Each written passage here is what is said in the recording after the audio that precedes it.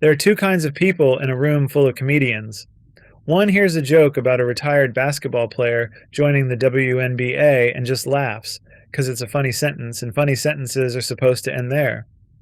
The other hears the exact same joke, pauses for a second, and starts building an opening statement.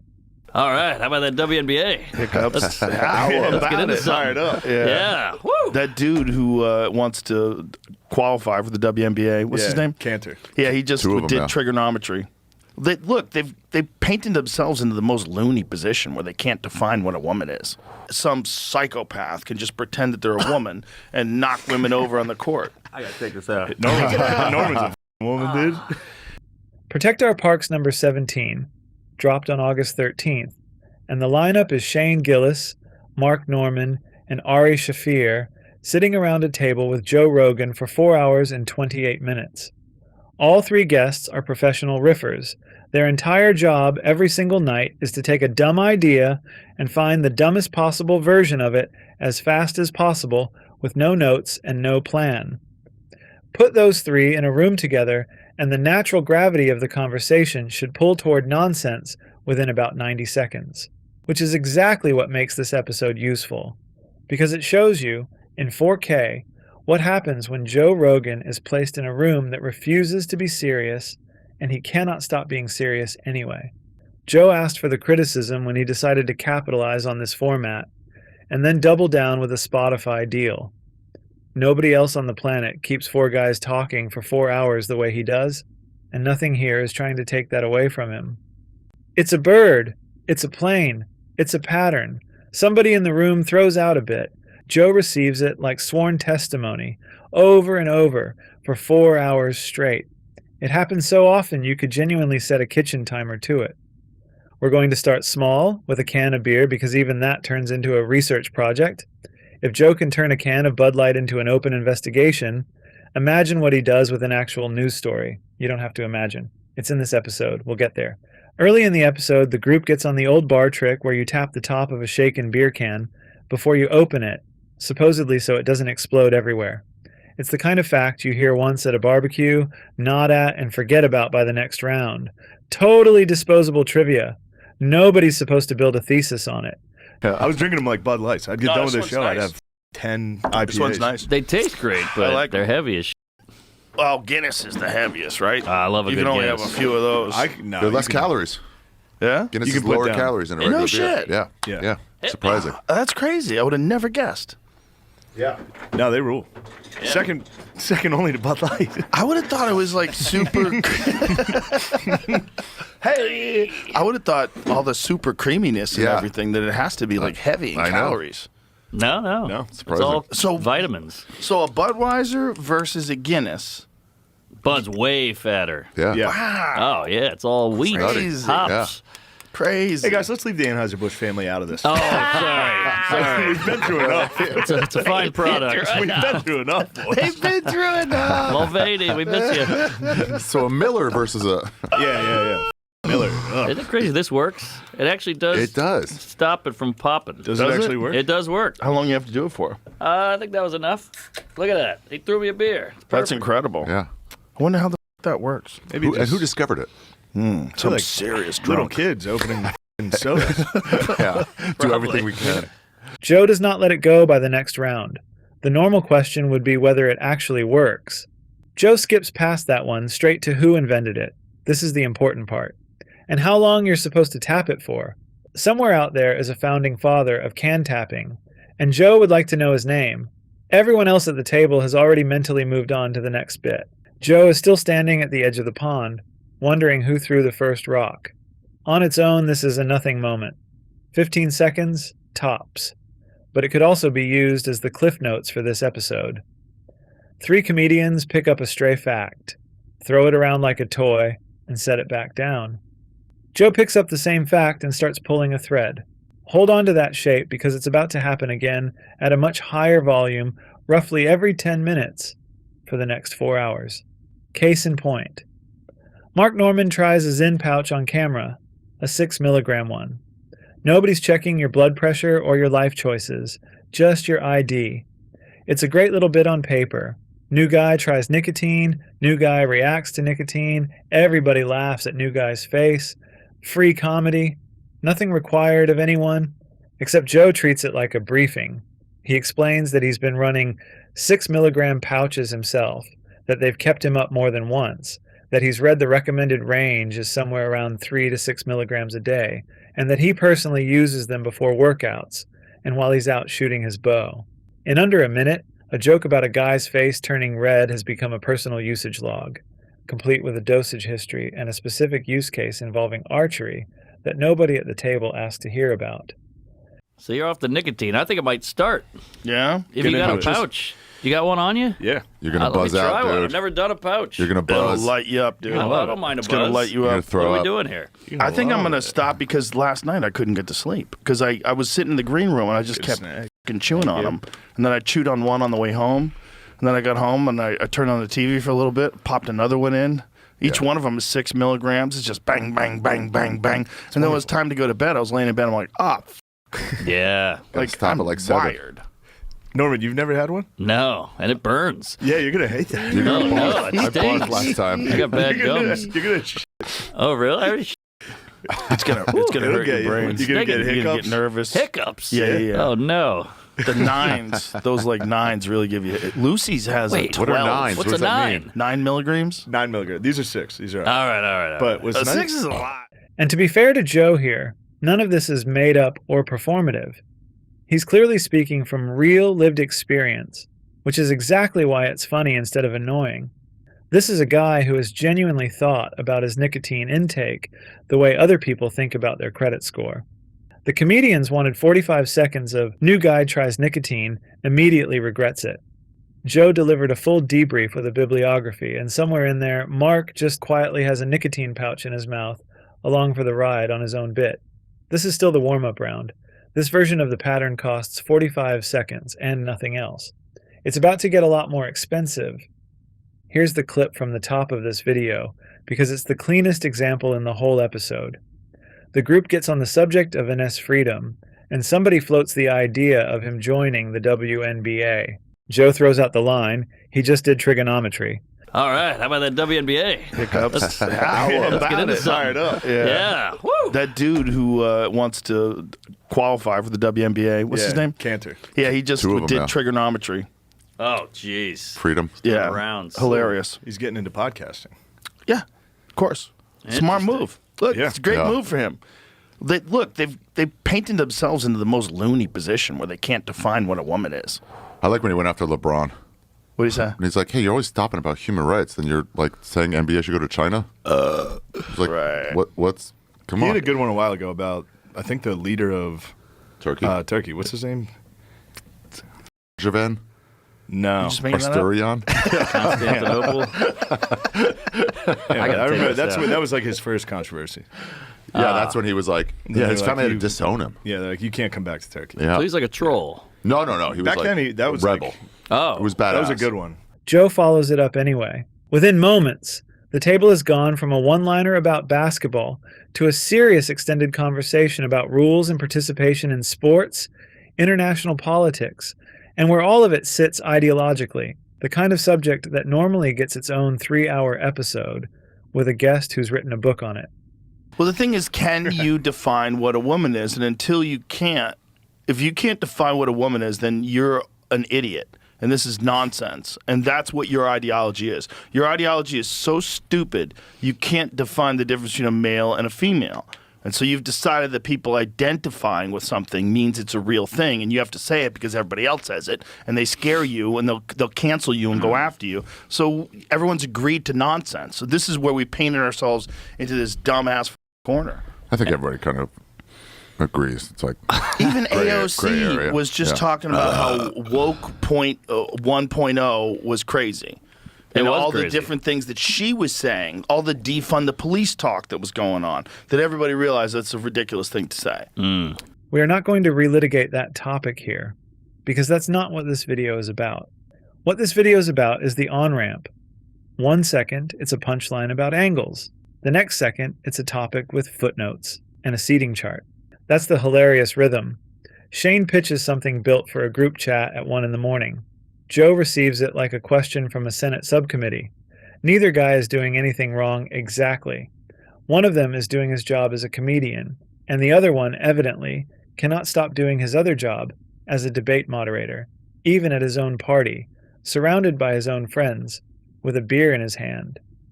If you tracked it on a graph, one axis is how dumb was the original joke, the other is how serious did Joe's response get.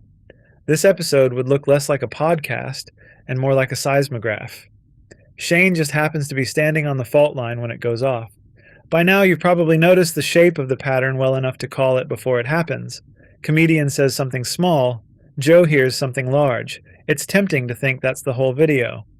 The next stretch flips the pattern back on the show itself, and that's the part worth slowing down for. This part might be the best argument for why this whole episode works as a case study, because Joe makes an actual reasonable point, and then the show spends the next 15 minutes proving it, mostly against itself. The point: fake headlines get made because they get clicks, and clicks get paid, so social feeds fill up with stories that were never true, but picked up enough views to feel true anyway. Joe uses Shane Gillis off 6 people in a bar as his hypothetical example. Ari, without missing a beat, says he heard it was 5. Engagement-driven platforms really do reward stories for being shareable over being accurate, which is a fair point. When people get paid, you can only get paid for original or accurate content, because there's people that what they were doing is just saying like Shane Gillis murders 6 in a bar, and then you make a story. 6, I heard 5. You make a story and you post it, and everybody clicks on it, and you 6, get baby. money just from a full-on made-up story. And there was a ton of those, because these foreign companies would just make thousands of fake accounts, and then maybe millions, and then make a bunch of fake stories. So there's fake stories flooding your timeline, and you're like, what? And you look at it, 600,000 views, this must be real. And then you click on it too. So they're making money off it. Maybe it's do a that good thing, though, now that all the news is fake. Yeah. Then, almost immediately, in the same breath practically, the conversation turns to a rumor about fires in Patagonia. Land, Israeli visitors, and a story that had clearly been circulating online. Joe brings it up the way you bring up something you half remember scrolling past, more offhand than confident, the way it happens to basically everyone with a phone. And then Jamie does what Jamie does all episode, pulls it up. Okay, no one has been publicly identified or proven to have started the recent Patagonia fires in Argentina. Investigators in Chubut have said at least one blaze appeared to be deliberately set, but the investigation has not established a named perpetrator. Claims blaming, I don't know what that word Mapuche. is, Mapuche communities or Israeli visitors are unsubstantiated. Chubut's chief prosecutor said rejected the Mapuche allegation indigenous tribe. and reporting saying prosecutors did not consider the claims against Israelis a credible lead. Okay, but now here's the question. Did they really just give that land to Israel? Did they give 100 hectares or whatever that is? So. That's fake? They throw Israel in everything. They Everything's really fake, do. dude. Everything leads back to Israel. Is it all fake? I mean, it's everything I look up online says this. So Go to this Al is Jazeera. if it is fake, this is a perfect example of what we're talking about. Patagonia's It's a wildfires perfect become example weapons of where disinformation. they create these stories. Yeah. What comes back complicates the story considerably. No one had been publicly identified. Investigators hadn't named a suspect, and the prosecutor reportedly didn't treat the Israeli visitor claims as a credible lead. Joe takes the correction in stride. He asks a genuine follow-up about whether any land actually changed hands, and the table circles back, almost on its own, to the exact point about fake stories they'd made 15 minutes earlier, like the episode is quoting itself. That's the joke. The show spends several minutes explaining why an account with a massive following can still be completely wrong about something, and then spends the next several minutes demonstrating that, credit where it's due, the correction actually happens. What is that? There's stuff on the Twitter that says it. But Okay, what does it say on Twitter? I mean, I don't know that it's accurate or what these accounts are. You know, Right. What does it say though? I don't From know. Shadow Intel X. Yeah, so I don't know. Definitely true. which one- Definitely real. Yeah, it's But let's so yeah. For so instance, here it yeah. is. Look at this guy. Is that a bot? Dr. don't. Sam Youssef, PhD, DPT. 760,000 followers. It might be real. What does it say? Argentina exposes Israel takeover plan, and the government is in on it. Argentinian presidential spokesman just blew the lid on the secret. What does it say, though? I don't know. I mean, Click on show more. Protected rural conservative land can now be sold to foreign private entities once a fire passes through it. See, this is the problem. What I was reading in this story And was can be someone sold to lit. Zionists. It can be sold once a fire has passed through it. So He's what got they emojis do, in it. they lit it on fire. It's legit. Well, once you have emojis, it knows you care. I like that Argentina Pure copied evil. our White House press conference room, though. Yeah, that's pretty cool. That's cool. That's We were pretty there. dope. That's pretty. Yeah, we were. Yeah, we were in there That was awesome. doing press conferences. Me and Shane and O'Connor. Yeah, it was Hope. good. Yeah, it was pretty nice. It was in a You fucking guys were in the tracksuit. White House press conference? Yeah. Well, we didn't know we were going to go. Joe doesn't shrug off the search result and move on. He follows it, asks a real question about the land, and lets the room catch up to its own point from 15 minutes earlier. That self-correction is honestly more entertaining than if he'd doubled down, but the sequence of, here's exactly why you shouldn't trust a viral claim, directly into, anyway, here's a viral claim, is too good to not point out. A staff of writers couldn't build a cleaner trap than the one this episode built for itself, completely by accident. Later in the episode, we're deep into hour 4 at this point, Joe gets into California's homelessness spending, throwing out a figure somewhere around $24 billion and arguing that the problem has gotten worse in spite of it. Jamie pulls up the actual numbers.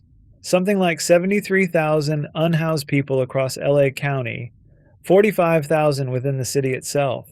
There's more homeless people No. now than there were in the 30s? Or in the 30s there was more than there is now? No That's way. a 30s, that was Crazy. the population of LA. Wait a minute, how many That's are there crazy. now? How many are there now? It says 4,400. Shut the f*** up. 10,000. That's not It's like true. 150,000. That's not true. Liberal.com. You ever get Yeah. an AI answer and they go, "Are you Jamie's a sure about Fed. that?" And they go, "Yeah, good point. That's Jamie's wrong." a goddamn Fed. This is crazy. This is all Karen Bass, her statistics. It's all Propaganda. lies. Click There's that no- fucking there's no citation, way. No, no, no. brother. It's estimated. It's now estimated 4,400. The population has been there since the 30s, but it wasn't that number. An since the estimate. 30s. It was the more thing in is, the 30s is what I'm okay, saying. but put this estimate in. How many homeless people are there in LA? Because the estimate is somewhere north of 70,000. And this is where it gets interesting, because Joe takes the number and puts it on trial, instead of just adjusting his point.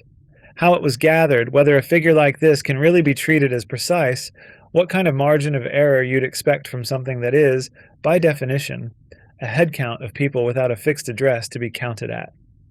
Ari jumps in with the calmer version of the same instinct, pointing out that even a 3% increase over 2 years is still a real increase and still worth taking seriously. From the 60 LA million. Times in 2023. 2023 LA Times liberal. Well, I mean, 2023 Biden administration. I don't believe it. 2024. There's 55 blocks is not 4,000 people. It's just not. It's a lot more than that. They lie. I think it's past Skid Row. They're not showing up 4,100 and is- saying, "Mike, are you homeless?" They're not. No, they chase They you don't with have a an stick. accurate count. Okay. Los Angeles has 45,000. approximately 73,000 homeless people in Los Angeles County, and 45,000 are the city of Los Angeles. There you go. And by the way, just a guess. They're not accurate. They're not doing a great job of and it. it says only a 3% increase over 2 years earlier, which is a lot. Shut your dirty hole, you lying communists. Questioning how a number was collected isn't automatically the same as rejecting it, to be clear. Point estimates on homelessness are genuinely difficult to nail down precisely, and reasonable people ask exactly the kind of questions Joe's asking here. But it's still very on brand for this episode specifically. Joe sends Jamie into the search bar constantly, all night, and the exact moment a result lands somewhere inconvenient, the result itself gets put on the stand. By this point, Jamie has functionally become a fifth guest, one whose pay has never been discussed on air, gets no credit for the jokes he sets up, and occasionally gets cross-examined by the host for the crime of doing his job correctly. And they go, "Are you Jamie's a sure about Fed. that?" And they go, "Yeah, good point. That's Jamie's wrong." a goddamn Fed. this A few minutes after that, a much stranger and much less sourced claim comes up. Something involving drugs and animals, tossed into the conversation with almost none of the scrutiny the homelessness figure just got. It just sort of sits in the room for a second before the conversation moves on to something else entirely. they say they're testing the fent on the dogs. What do you mean? You hear that? No. What? Yeah, They on Skid give the Row, they're dogs fent to testing see it. if they 'cause- die? Yeah, see if it'll kill them, so they hit dogs Oh with my it. God. That's the rumor. Jesus Christ. It's all real. The reels are nuts. I know, This it's is where bad you're news. getting your info? Mostly, yeah. That and your Most dad. people. Well, that's AI dogs, and then I get, like... Boys, We're going to keep this one short because the claim was never confirmed on the show, but it's worth flagging on the way past. The same episode that turns a government statistic into a genuine cross-examination will let a far wilder, far less sourced story through without so much as a raised eyebrow. The skepticism in this room is real. It's just not evenly distributed. It shows up in full force for a government spreadsheet and basically calls in sick for anything that already sounds like a movie trailer. So here's where I actually land on all of this. Joe Rogan is still the reason Protect Our Parks can exist at this scale in the first place. The format, the guest list, the 4-hour runway, none of that happens without him. He probably shouldn't stop doing the thing that causes this pattern. It's the same instinct that makes him chase a bar trick or a homelessness statistic to the bottom of the ocean, and the same instinct that makes him good at long-form conversation in the first place. You don't get the 4-hour interview with the actual expert without the guy who also needs to know who invented the can tap. That's not a flaw you can edit out without losing the format entirely. But it does mean he's accidentally built the perfect straight man role for himself in a room full of people who are much, much better at not being serious than he is. Shane shows up with nothing prepared and does fine. Mark never has to build toward a punchline. Ari gets a real laugh out of one swapped number. All three of them get to be professional idiots for 4 hours because Joe volunteers every single time, without fail, to be the guy explaining the geopolitical consequences of the joke that already ended. Honest opinion, since I've clearly got one by now, this might genuinely be the best thing going for the show right now. 4 guys who just riffed for 4 straight hours would be a fine podcast. You'd laugh, you'd forget most of it by the next morning, and that would be the whole experience. 3 guys who riff while a 4th guy keeps accidentally hosting a hearing is a much funnier show. And it's funnier specifically because none of them, including Joe, seem to be doing it on purpose. He's not doing a bit. That's how he's wired. And the other 3 have apparently made peace with mining it for material. My one actual note for the show going forward has nothing to do with Joe. Give Jamie a raise. That man has been asked to adjudicate international geopolitics, homelessness policy, and the provenance of a wildfire, all in one sitting, for an hourly rate that has never once been mentioned on air, and he does it faster than most cable news chyrons. And a small note to Shane, Mark, and Ari, if any of them ever watch this, keep doing exactly what you're doing. The entire value of your role in this podcast is showing up with nothing and letting the guy across the table build the rest of the show for you, one over-explained tangent at a time. And then, after 4 hours of a nicotine debrief, a geopolitics detour, a debunked rumor, an undebunked rumor, a contested statistic, and one watch-related standoff, the episode just stops. There's no summary and no attempt to land the plane, just the sound of a show that's been running on this exact pattern since minute 2, finally realizing it's out of runway. Somewhere, presumably, Ennis Freedom is still doing trigonometry, and nobody ever circled back to tell us the results. Protect Our Parks is supposed to be 4 comedians drinking beer and roasting each other for 4 hours. Most weeks, Joe Rogan just occasionally mistakes it for a congressional hearing with a bow hunting intermission. If you made it to the end, you now know more about can tapping, nicotine dosage, and LA County homelessness stats than you did 4 hours ago. Same as everyone in this episode. Subscribe for the next one. Like the video and tell me how enlightened you feel in the comments. Peace.